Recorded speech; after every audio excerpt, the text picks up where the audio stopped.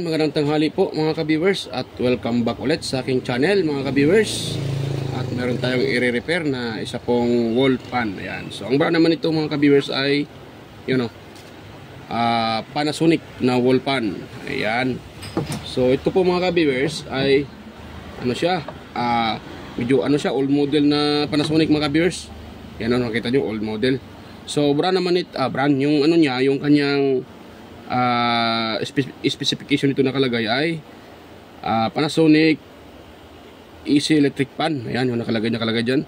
At meron siya nakalagay na 70 watts mga ka-viewers, yung kanyang wattage. Ayan. So 70 watts. Medyo nga malakas-lakas ito. So yun. So problema nito mga ka-viewers ay sabi ng may-ari ay hindi daw gumagana. Anong klaseng hindi gumagana dahil hindi naman kasi ako ang dito mga ka-viewers, nito. Nung dinala kasi ito, timing ay wala ako dito sa shop. So umuwi ako doon sa amin sa Zamboanga del Norte, sa aming probinsya. So yung miss ko lang ang nag-receive dito. So yan, para mano natin na totoo yung sabi ng may-ari. So i-check up natin yan mga ka-viewers. Yan, so bago pa natin gawin yan. So yan, sa mga bago pa lang sa aking YouTube channel, or sa mga bago pa lang dyan na napadpad, huwag niyo pong kalimutang mag-like. At kung nagustuhan nyo ating video, i-share. At higit sa lahat, huwag niyo rin kalimutang i-subscribe yung aking channel mga ka-viewers. At yan, pakipindot na rin yung bell button, ilagay sa all para updated kayo palagi sa mga video tuwing ako'y may upload na bago. So yan, walang tayo ng tester mga ka-viewers. Yan. So ating ititis yan para makita natin na buo pa ba siya o hindi na. So kailangan natin itis yan mga ka-viewers para malaman natin kung buo pa o hindi na ba. So yan.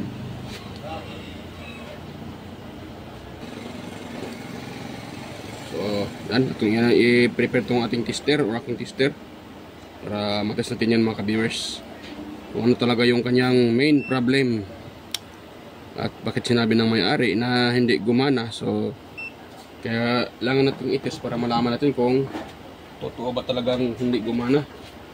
Kasi minsan mga ka-viewers, sa mga nagdala sa akin dito ay yung kanilang easy plug yung problema or yung kanyang outlet. Minsan doon nagka-problema kaya nag-lose contact at ayaw gumana. So yan, ito tayo. Ayan, so nating test prod mga ka-viewers.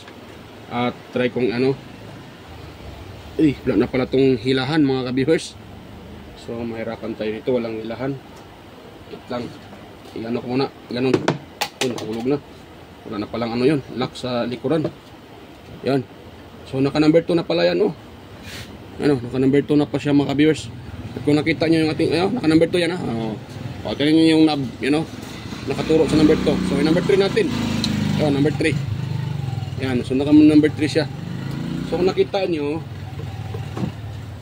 ayan, so naka number 3 tayo. So wala tayong nare-read na ohms value.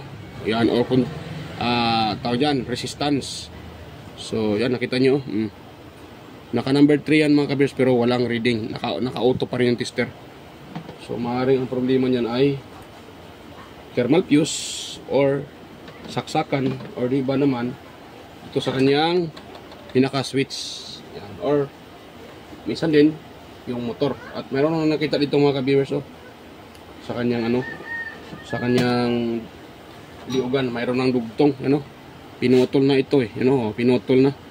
So tingin ko may nag-repair na nito dahil kung tingnan natin yung kapasitor, dinoble. Dinoble. Yan, dinoble yung kapasitor, siguro walang pyesa, so dinoble. So para sa akin mga ka-viewers, ako gumagawa din ako ng ganyan. Pero hindi din ako basta-bastang gumagawa ng nagdodoble. Mayroon akong basihan dahil mayroon naman tayong tester. Bago tayo magdoble or magdouble ng kapasitor, i-check up na natin yung kapasitor na ating igagamitin. Kung baka yung gagamitin natin ay lalagpas na doon, so hindi din yun pwede mga ka-viewers. Kung lalagpas din siya, sira na pala itong aking naipit yan. Sira yung aking test prod naipit nag-crack, parang nag-crack siya yan, parang nag-crack. So naipit to kahapon doon sa bag. So yan. So kung titestin natin mga ka-viewers, buo naman yung aking tester. Ayan pakita ko sa inyo na buo yung tester ko. Baka pag hinalaan nyo yung aking tester ay sira. So yan diba? 0-0 pa nga yung kanyang reading. Nakuhang so ibig sabihin maganda yung kanyang pagka-connect. So yan, ngayon dito tayo sa kapasitor. So papalitan natin yan ng kapasitor mga ka-viewers. Marami naman tayong kapasitor dito. Yun marami tayong kapasitor dyan. Marami tayong 2 microfarad. Dahil 70 watts, kailangan yan 2 microfarad pag ganyan mga ka-viewers. 2 microfarad. So ito po yung ating ilagay. Meron din tayong bushing. Marami pa yung bushing mga ka-viewers. So papalitan natin yan kung sakaling sira yung bushing or pati kapasitor. Dahil sa fuse naman ito, hindi ako naglagay ng mga ka-viewers sa fuse. Dinirekta ko na lang. Yan. So sa mga magtanong dyan kung bakit ko dinirekta, so mahabang paliwanag yan mga ka-viewers. Yan. Depende din yan sa inyo mga ka-viewers kung inyong gayahin yung technique, yung aking mga ginagawa na technique or hindi. Ayan. Sa mga gustong gumaya, yan, ingat lang po dahil hindi naman basta-basta tayo hindi tayo basta-basta mag-double ng kapasitor. Kailangan nating i-test muna yung kapasitor kung pasok pa ba sa nakalagay na tawag dyan, capacitance rating. Baka naman lalagpas yung nilagay yung kapasitor, masyadong mataas yung kasi naglagay kayo ng, for example, yung isa 1.5, for example yung nakalagay dito ay 2 microfarad tapos 1.5 na ng reading. Kung paano kung nadagdagan nyo yun ng 2 microfarad, so magkano na yun? Mahigit na 2 microfarad na yun. Yan. So ang basihan naman talaga dyan, dapat mayroong lagpas lang konti na 5%. Yan. O bababa din sa 5%, pasok pa rin yan mga ka-viewers. So yan, itest natin itong windings. So dahil naka-auto tayo, atin na itong i-directa pag-test mga ka-viewers. Sana ibuo pa to, pag hindi na, wala tayong magawa nito. Kung windings ang problema nito mga ka-viewers. Ayun. Kung nakita nyo, mayroon tayong nare-read na. Ayan, hindi pala kita, kagwang. Kita ng kita ako, hindi pala kita. So dito. Ayun. Hindi rin kita Paano to? Ito tayo. Hindi kita. Ayan, dito lang sa aking paa yung tester ko mga kabiyos. Yun. Yun. Yan, so ganun. So ngayon, ititest kong itong ito. Hindi pa rin kita. Dapat makita nyo rin kung paano ko sa itest. Yun. Yan. So itest ko na siya mga kabiyos kung buo pa ba yung motor. Ay, tapos na pala yung motor So, yan yan. So nakaka-read tayo ng 594. So running 600 yan mga ka-viewers. Yan 596 ohms. So ibig sabihin buo yung windings niyan mga ka-viewers. Maaaring ang nasira niyan ay tawag dyan yung kanyang fuse or yan itong sa switch. So tingnan natin to dito, hanapin natin dito yung reading na 00. Dapat mag 00 to mga ka-viewers. Hindi pala kita, kagwang na yan. Yan. So dapat mag 00 yun nung nakalagay na auto. Dito tayo sa isang linya. Ayan 0.02. Ayan So yan, ibig sabihin buo pa yung kanyang thermal fuse mga ka-viewers. Patay, parang doon siguro sa dinugtungan, pagbuwang na. Yan dito tayo. So ito wala to, mataas to siya mga ka-viewers. Ito nung kita nyo 400 plus. Yan, sa kabuuan yan. So yan, pag dito naman tayo pareho lang. Pero pag natin ilipat sa isa, magbabaser yan. Ito dito sa brown. Alam niyo ba kung bakit? Itong brown kasi, ito kasi yung linya ng ating common line papuntang fuse. So ibig sabihin dahil nag-buzzer yan, buo yung fuse, buo din ating ito. Buo din yung ating anong tawag diyan? Linya papuntang fuse, papunta yun sa flat cord. So bakit siya walang power? Baka doon sa switch. 'Yon. Mga kabers, di ba? Baka doon sa switch. So yan, kailangan nating baklasin yan mga ka-viewers. Ayan. Pati ito, baklasin ko muna ha. Pakita ko na sa inyo pag nabaklas ko na ito, pati yung dito sa switch niya. Yan, so stay tuned na ngayon mga ka-viewers ha. So yan, na-open ko na mga ka-viewers yung ito, pati dito. So na-open na yan lahat, pati dito na. So yan, next natin gawin dyan, or next kong gawin dyan ay itis ko tong kanyang pinaka-switch mga ka-viewers. Ito. Yan, yung mga switch na yan. Itis ko yan, kung buo pa ba yan. Pero bago ko pa gawin yan, so yan. Shoutout mo tayo mga ka-viewers, sandali. Ayan, so mega loud shoutout pala sa inyo mga ka-viewers. Ayan, sa mga silent viewers, organic viewers. Lahat-lahat na nandito na nakasubaybay at nanonood sa aking upload. Sa mga nakasuporta. So, ayan, mega loud shoutout po sa inyong lahat, mga idol, mga lods, mga sir and ma'am. At yan, mega loud shoutout din kay Ching Magsano. Ayan. So mega loud shoutout sa iyo, Ching Magsano. Ayan. At kay Sir Roldan Mendoza. Mega loud shoutout po kay Baltasar Diorpo from Badyang, Valencia, Bohol. Sir Damaso Ramos, mega loud shoutout kay Jeffrey Nobilias, kay Sir John Santiano, kay Randy Trinidad. Ayan, mega loud shoutout po kay Sir Alex Paroni.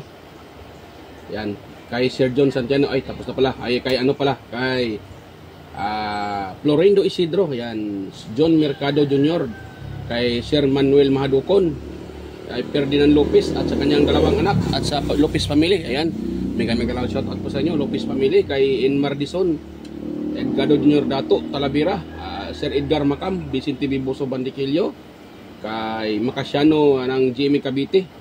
Ayan, Ronaldo Macasiano pala, yun ang Jimmy Cavite.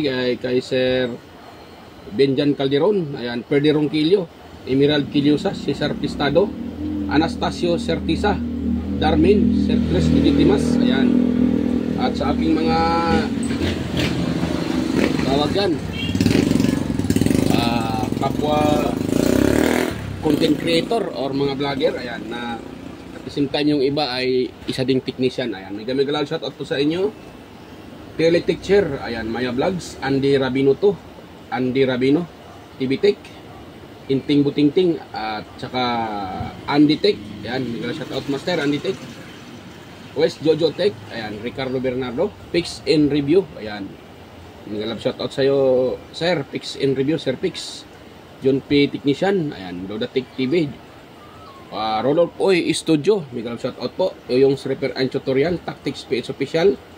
At kay Pilam Country Living, Jimenez Iban Vlog, Joy JOGs TV, White Perry, Horseshoe TV, Bullet Train Channel, Inting Butingting. Yan, mega shoutout sa iyo idol, Inting Butingting. Kay JJ Edit Channel, Soktik TV, Kire Mendoza Vlogger, Chris Perez Vlog, Nelt Vlog, Edstick TV, GFC TV, John Tapirla TV, Maris Diaries, Kikakay Vlogs, Music Hub, ayan, Inkin DIY PH, Bell Bermads. Ayan, mega shoutout sa iyo, Bell Bermads. Ayan. At ganoon din kay Sir Aguido Flores Jr. Halin, aka vlogger na teacher, vlogger ng Quezon City. Lane Abayli Lifestyle, Cebuan ng Amaw, Jos Electronics Vlog, Road Choy Fishing Adventure, Emercy Werham, Amigos Amigas, Jan Ingracia, Chona Incabo, Leo Tech, DJS Channel, Tiger Shed TV, Lex TV Official, Heros Flores Mix Vlog, kay Sir Watkins, ayan, Life in Japan Countryside. Ayan, mega loud shoutout sa iyo idol, Life in Japan Countryside, Abby the Explorer, Iconic Insight and Beyond, Den Lins TV Vlog. Ayan, mega loud shoutout idol. At pasensya sa nung nakaraan kong video ay hindi ka na shoutout. Ayan, wala kasi akong dalang listahan doon sa amin sa sa norte. So yan. At kay Nanatanan TV, ayan, Maskarang Vlogger, Marco Francis 713 Mix Vlog, at Aling Pips, ayan, Podi Expert, Just Dado Vlog, Island Store, ayan, At ganoon na rin kay Guhits Kalikot. Yan, AQC TV. Kisnel Channel. Yan. Kay ano yun? Sino yun? Kalimutan ko. Jinky Inok Vlog. Ayan, GWG Ward. Bitoy Malana. Farmer Boy TV. Darwin Tech. Kay Roger Cedric. DJ Disco Hunter. Efras Bio. DJ Lin Mix TV. Miss Jamie Baliena. DJM Mix Vlog. Wellmas Music Vlog. Master Rejobs pa. Ayan, kay Michael Jackson. PBG Blabber Pan. Kayari Vlogs. Ayan. Kay Ate Mers. Lenel Jai Jubudiso. Kakaaro Vlog. Nanay Robic Channel. Danit TV Vlogs. Brother Joey Music. Simply Sim. Rickman Vlog. Wild Boys na Bulastog. Si Bro Wild Boys na Bulastog. Ayan. So mega loud shoutout po sa inyo. Mga master. Ayan. At kay ano pala, kay Capti Adventure, ayan. Mega loud shoutout sa iyo, idol, Loads Capti Adventure, ayan. So, tuloy tayo dito mga kamaster or mga idol, mga sir, mga ma'am. So, ito. At itong ititest yung common natin na T-Sprad, ayan. Ito sa ating common na wire, yung may ito, yung may close-in wire connector. So, dito natin itusok. Tapos yung T-Sprad natin ay itusok natin dito sa may mga contact ng sa kanyang speed, yung 1, 2, 3. So dito tayo sa isa. Ayan, kung nakita nyo, nakareading tayo ng 276 lamang dahil mababa. Baka yan po ay number 3. Ayan, so number 3 ata yan mga viewers. So na yun. Yan, 276. Itong isa. Ayan, 361. Ngayon, dito tayo sa isa. Ayun. Wala. Bakit wala? So number 1 na to, number 1. Ayan. Yung ating number 1 ay 400 ohms. Ayan.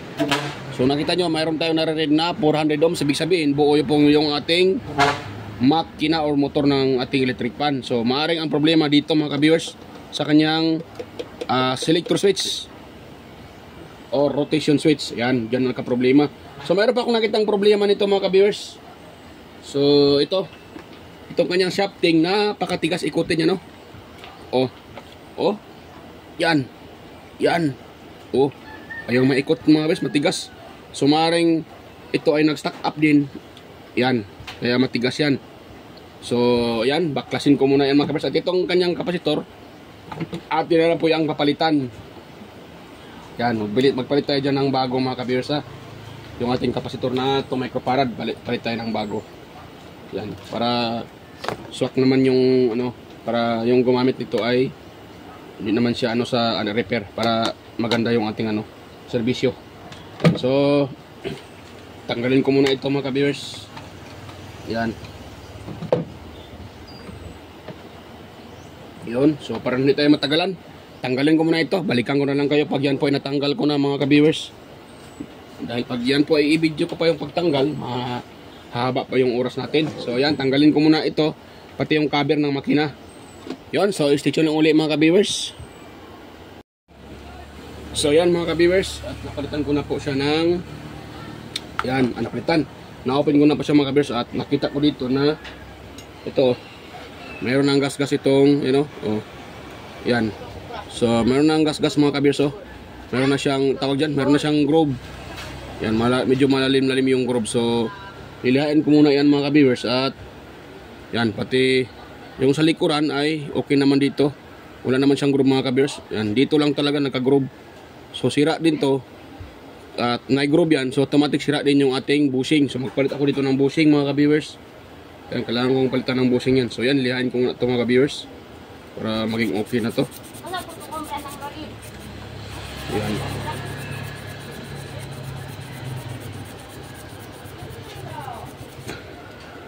Yan, medyo malalim talaga yung mga ka-viewers. Kailangan ko itong iusad papunta doon. Malalim na yung kanyang groove.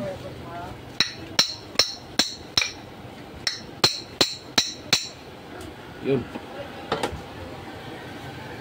Para hindi tamaan ng ang ating para hindi tamaan ng bushing. Yan. Dahil pag matamaan yan, ako, masira yan mga ka-viewers. So ito, tanggalin ko na itong kanyang mga ka-viewers. Dahil wala namang gamit to. Yan. Ito lang iwan ko. Itong malaking to, wala namang gamit to. At ito pa ay rason na masasira yung ating motor. Pag ito ay lumutong, tumalsik dyan sa ating windings, automatic sira yung ating electric pan. So kaya kailangan siyang tanggalin mga ka-viewers para safety yung ating electric pan at hindi masira ulit or hindi masasira sa parating na paggamit nito. Yan. So try ko sa isalpak dito mga ka-viewers. Ayun. Kausayo busing, yung cellphone busing. Tan live yung busing, mute na po di man load.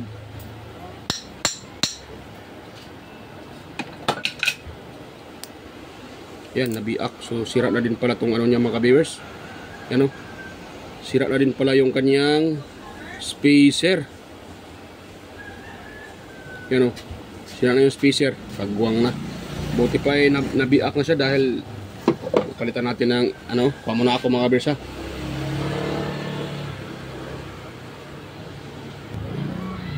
So yan, nalagyan ko na siya ng mga ka-viewers ibang pan spacer with siya, malaki kasi ito so yan, ayan, napalitan ko siya ng spacer yung malaki, pati nilagyan ko na rin ng maliit na mga spacer din para anong tawag dyan, medyo maiksi kasi itong mga ka-viewers itong nailagay ko kumpara dito sa original, so mas mahaba ito, kaya nagdagdag na ako ng yung mga maninipis na spacer. Itong pan spacer niya, itong dito, yun, dahil sira naman yun, ito na yung kinuha ko. Nakuha ko lang dito sa mga ka-viewers, sa mga sirang electric pan din. So yan. So next kong gawin dito, dahil napalitan na yan ng bushing, bushing yung spacer. So dito ko sa bushing mga ka-viewers. Yan, tatanggalin ko muna yung bushing dahil sira yan. Yan, so natigas siya. So dito natin pupukpukin mga ka-viewers. Wait lang. Lagay tayo ng sapin. Masira yung ating pag natin maglagay ng sapin. Yan. Tapos doon natin siya. Tigas Yun. Tanggal na mga ka-viewers. Ganun natin tanggal. Yan. Yan tanggal na. So ito yung palitan natin. Lagay natin dyan dahil sira naman yan. Ito natin lagay. Yan. So ito yung kanya mga lock or flower lock. Yan. Yan. So nilinisan ko siya mga ka-viewers. Yan tanggal na yung nangitim na oil. So lagay natin dyan mga ka-viewers yung kanyang lock. So kuha tayo ng bagong bushing. Yan, wala na siyang foam. So dahil wala na yung foam, yan, ating lagyan ng mga ka-viewers, lagyan natin ng tawag dyan yung sa sigarilyo, yung filter.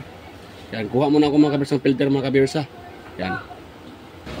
Yan, so may nakuha na ako mga ka-viewers so itong mahaba, dito natin ilagay yung nabakante. Yan, yun natin yan. Yun, sabay tulak. Yun, so ngayon itong isa din medyo nabakante din, so hatiin natin to mga ka-viewers dahil medyo makapal to. Yan. Gano'n natin, gano'n. So yung isa dito natin ilagay sa gilid. Yan. Para makasipsip siya ng maraming oil. Dahil pag yung foam ay medyo manipis na or so hindi makakasipsip ng oil yan mga ka-viewers. So pag hindi siya nakakasipsip, wala siyang i-deliver dito sa papunta ng papunta ng ating shafting dahil nga wala siyang laman. Yan. So kailangan nating tapalan ng ibang maraan gamit ng filter na sigarilyo. Mas maganda yan. Dahil ako naman dati ay naninigarilyo, so sa ngayon wala na. So alam ko yung filter matibay yan. Ay kahit iinit pa yung sigarilyo, hindi basta nasusunog yan, mga ka-viewers. Pwera lang pag yung upod na talaga yung sigarilyo, siyempre nagbaga yung umaap yung sigarilyo, kaya siyempre nasusunog yan. Pero pag init lang ang pag-usapan, mga ka-viewers, hindi basta-basta yan, na susunog yung filter ng sigarilyo. Ayan, pati ito, lagyan natin mga ka-viewers ng foam. Yan. Yun.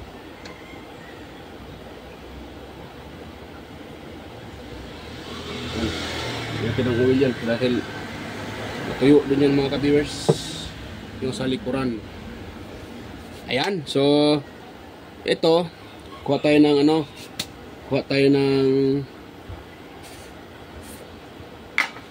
ito, busing, isang busing, mga ka-viewers. At salpak natin dyan, mga ka-viewers. Sana yung nito, butas. Ito, hindi pala, kala ko butas yun. Ito, meron dito butas, mga ka-viewers. At kuha na rin tayo ng isang kapasitor, mga ka-viewers. Yan, isang busing at ito isang kapasitor. Kukunin natin dito. Yan, marami yan, mga ka-viewers. Yan, dahil to 30 pieces yung nabili ko nung nakaraang araw, yung na-order ko sa online. So yan, ito 2 microfarad at saka isang bagong bushing, mga ka-viewers. So yan, lagyan natin dito, mga ka-viewers. Yun. Tapos tignan natin tong kanyang lock. Ito yung flower lock at itong pinaka ring lock nya. Ito ring lock. Yan. Ito, lagyan natin dito, mga ka-viewers. Tapos sabay tulak lang natin. Sana yung aking ito, pinakadulo ng ating flat screw. Yan, yun. Tapos ito sa kabila din.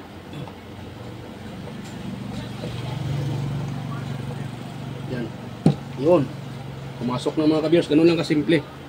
Yung mga ganitong klaseng electric pan, madali lang ito palitan ng bushing, mga ka-viewers. Iba-iba kasing design ng electric pan. So yan, dahil napalitan na ng bushing yan, so hindi ko na ipakita sa inyo ang paglagay dito ng pag-assemble ito, at maglagay din ako dito ng bagong kapasitor para na haba video. So iano ko lang ito, tawag dyan, ilagay ko dyan, pakita ko na sa inyo pagtapos na ma-install yung mga ka-viewers. Madali lang paglagay ito, hihinangin ko lang dito. Kung wala kayo pang hinang, pwede nyo, huwag nyo nang hinangin yan, mga ka-viewers. Pwede lang naman, isuot nyo lang dito yung wire, yung may butas na yan, suot nyo lang dyan, tapos ipulupot nyo, tapos lagyan nyo ng electrical tape para hindi hindi kayo tawag dyan. Kung sakaling na-open yung cover, hindi kayo makuryente dahil naka-open yan. Delikado yan, mga ka-viewers, pag mahawakan. Yun, so at ito naman, yung kanyang motor, palitan ko yan ng ito, nahatak ko nga nahatak ko sa sa kanyang pinaka-spaghetti. Palitan din ko yan ng cable tie. Haba itong medyo pag pakita ko pa pagpalit ng cable tie na yan. So yan, balikan ko lang kayo ulit, mga ka-viewers, kung tapos na yung ma-install lahat.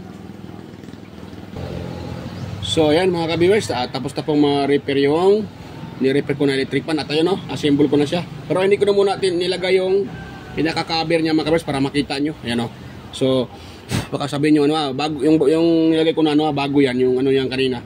Yan, yung kapasitor. Nilagyan ko siya ng wire dahil hindi siya abot dito, mga ka-viewers. Ayan, maiksi yung itong wire niya, maiksi. Kaya dinugtungan ko na yung kapasitor para mayroon pa siyang allowance. Hindi pa yung ibang tawag dyan, yung abitin yung wire. So yan, okay na yan siya, mga ka-viewers. So yan, naka-plug na rin yan. Yan, so titistingin na natin para matapos na tayo dito, mga ka-viewers. Ayan, so wait lang muna, ha. Yan, yun ko na sa number 1 para makita nyo. Yan, yun. Yan, naka number 1 tayo. So yan, yan, 1 yan, mga ka-viewers. Yan. Yun, so wala, hirap kasi mag-vlog na wala makahawak. So yan. At ngayon ating in-number 2, mga ka-viewers. Balik ko na yung aking tripod at in-number 2. Yun. Yan, yun. Malakas siya, mga ka-viewers, malakas. Wala pa yung cover, mga ka-viewers, dahil yung cover, nandun yung cover, ganun yung nakapatong sa washing. Yan po, ilinisan ko pa rin yan dahil napakadumi. Yan, so dito ipakita ko na sa inyo na gumagana na yan. Ayun. Tapos kung nakita nyo sa baba, di ba? Mayroong pinutol kasi ng unang nag-repair nito. Pinutol yung sa liigan, no? Yung wire sa liigan. Yan, di ba nakita nyo? Yan, pinutol. So, yung pulang electrical tape sa nag-repair yan. Anong nilagay ko ng yellow dahil parang matanggal na yung yung electrical tape na red, kaya nilagyan ko ulit ng electrical tape para hindi makalas. Yon. So hindi ako nagputol yan mga kabersada. Nakita niyo naman kayo na sa video nung una pa lang na may nakalagay na may naka-electrical tape na yung kanyang wire dahil pinutol sa liugan. Ayan. Ako naman talaga pag nag-repair hindi mahilig magputol ng sa liugan mga ka-viewers. Ayan. So yan, gumana na yan mga kabersada. Nakita nyo, okay na yan siya. Ayun. So yan. So hanggang dito lang po yung video natin mga ka-viewers. At yan. Salamat po sa inyong panonood. At yan, huwag nyo na rin kalimutang i-subscribe yung aking channel mga ka-viewers at mag-like. At i-share din sa iba kung inyong nagustuhan yung aking video. Ayan. So hanggang dito lang po mga ka-viewers. At bye-bye po. At kita-kita tayo ulit sa next na mga video. Yan, bye-bye mga ka-viewers.